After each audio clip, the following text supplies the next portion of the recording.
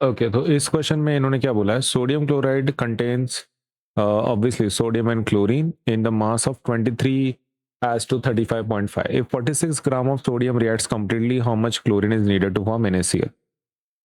तो ठीक है, NaCl बनाने के लिए किसका इस्तेमाल कर रहे हो? उनको बनाना है सोडियम क्लोराइड, जिसके लिए उनको सोडियम की जरूरत है और क्लोरीन की जरूरत है, करेक्ट? ओके तो और रेशो कैसा है 23:35.5 का। तो मैं इसको शब्दों में लिख मतलब फॉर्मूले के हिसाब से लिख के बताता हूं। सोडियम और नीचे किसको ले रहे हो, क्लोरीन को ले रहे, करेक्ट है? ओके तो पहले सोडियम फिर क्लोरीन, तो पहले सोडियम फिर क्लोरीन, और कितना रेशो है 23:35.5। ओके तो 23:35.5 ऐसा ही है ना वो, करेक्ट? ओके सो 23:35.5 ये ऐसा रेशो है।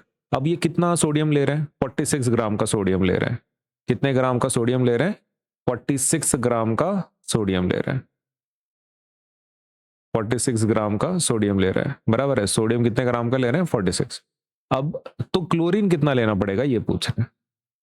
क्वेश्चन समझ में आया कि सोडियम तो उन्होंने ये रेशो है इतना लेना है तब जाके आपका सोडियम क्लोराइड बनता है। अब उन्होंने सोडियम कितना लिया है 46 ग्राम का, तो सोडियम लिया 46 ग्राम का, तो क्लोरीन कितना लगेगा ये पूछ रहे हैं। अब जरा कॉमन सेंस लगाओ, 23 से आपने कितना बढ़ाया 46, 23 कितने 46 होता है, तो 2 जा, बराबर है।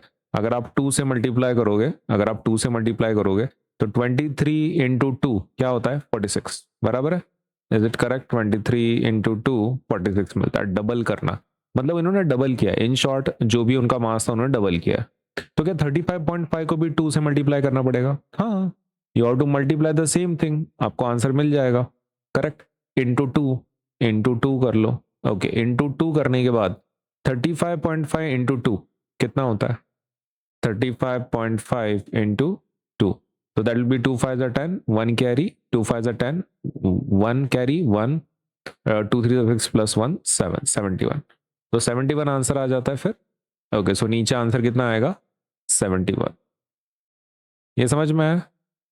23 को डबल किया उन्होंने तो 46 हो गया, तो आप 35.5 को डबल कर लो ताकि क्लोरीन का समझ में आ सके। 35.5 का डबल कितना होता है 71.0 होता है, तो मतलब 71, तो that is your answer then.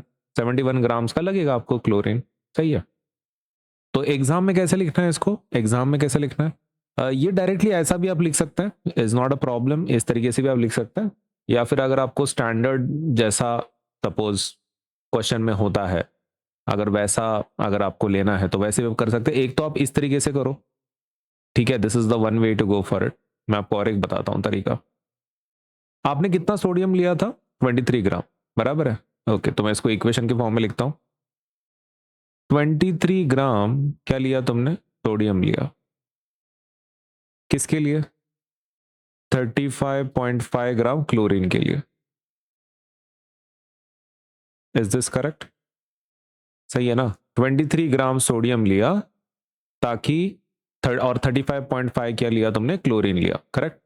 Now कितना ग्राम सोडियम है तुम्हारे पास 46 ग्राम, तो इसके नीचे अपन लिखेंगे कि भाई 46 ग्राम सोडियम अगर मैं लेता हूं तो मुझे कितना कितना क्लोरीन लगेगा, है ना, मुझे कितने ग्राम का क्लोरीन लगेगा, ऐसा क्वेश्चन, ठीक।